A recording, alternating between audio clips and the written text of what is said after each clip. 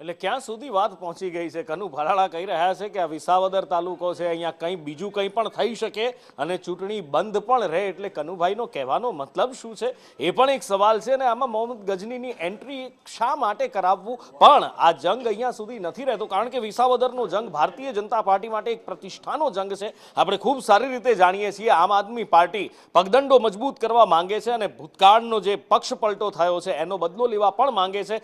કોંગ્રેસનો આ એક સમયનો મજબૂત ગઢ છે. કોંગ્રેસ અત્યારે ખૂબ ખરાબ સ્થિતિમાં છે. કોંગ્રેસ માટે એક આશાનું કિરણ પણ અહીંયા છે. પણ એટલા માટે જ આ જંગ માત્ર શાબ્દિક જંગ સુધી નથી રહ્યો. હવે એક નવી રાજનીતિ પણ શરૂ થઈ છે અને એ છે એકબીજાના ફોર્મ પર વાંધા ઉઠાવવા, ફોર્મ કેન્સલ થાય એવા પ્રયત્નો કરાવવા. જો કે આ તો ઘણા લાંબા સમયથી ચાલતું આવે છે અને આ વખતે પણ કંઈક એવું અહીંયા પણ જોવા મળી રહ્યું છે. અને આ વખતે સવાલોના ઘેરામાં કિરીટ પટેલ ભારતીય જનતા પાર્ટીના ઉમેદવારનું ફોર્મ આવ્યું છે, જેને લઈને ઘણા બધા સવાલો ઉઠાવવામાં આવ્યા છે. એટલું જ નહીં, આમ આદમી પાર્ટીએ તો છેક કોર્ટ સુધી લડત આપવાની પણ તૈયારી બતાવી છે.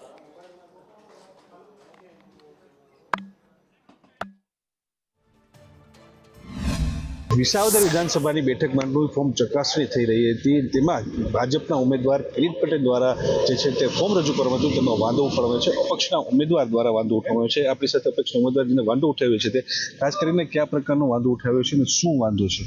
આજે ઉમેદવારી ફોર્મ ચકાસણીનું જ્યારે અમને બોલાવવામાં આવ્યા ત્યારે અમે બધાના ફોર્મ ચકાસી રહ્યા હતા. એ સમયે અમને માલુમ પડ્યું કે ભારતીય જનતા પાર્ટીના ઉમેદવાર કિરીટભાઈ પટેલે જે ફોર્મ રજૂ કર્યું છે એના સોગંદનામું સરકારે જે ફોર્મેટ આપેલું છે એ નિયત ફોર્મેટમાં નથી. અને સરકારની સ્પષ્ટ ગાઈડલાઈન છે, ચૂંટણી પંચની સ્પષ્ટ ગાઈડલાઈન છે કે ચૂંટણીને લગતી તમામ પ્રક્રિયા સરકારે નિયત કરેલા ફોર્મેટની અંદર રજૂ કરવાની રહેશે. જો એવા ફોર્મેટ ન હોય તો એ માન્ય ન ગણાય અને એ સરકારી ફોર્મ જ ન કહેવાય.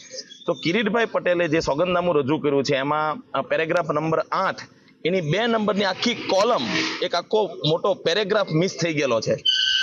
એફિડેવિટ રિલેટેડ અલગ અલગ વાંધાઓ દરેક ફોર્મમાં અલગ અલગ ઉમેદવારોના સામે ઓબ્જેક્ટર મારફતે ઉઠાવવામાં આવ્યા છે અને ચકાસણીની કામગીરી અત્યારે પૂર્ણ થઈ છે. અમે વિગતવાર ડિટેલ સ્પીકિંગ ઓર્ડર કરીએ છીએ. 31 ફોર્મ ભરવાના હતા, એમાંથી ટોટલ 22 કેન્ડિડેટ્સ હતા. એમાંથી તમામ ફોર્મ માન્ય રહ્યા છે. માત્ર જે પોલિટિકલ પાર્ટી દ્વારા ઉભા રાખેલા ઉમેદવારનું મેઇન ફોર્મ માન્ય રહ્યું છે, માટે ડમી ફોર્મ જે 10 એકદારો વગરના હતા એ ખાલી નામ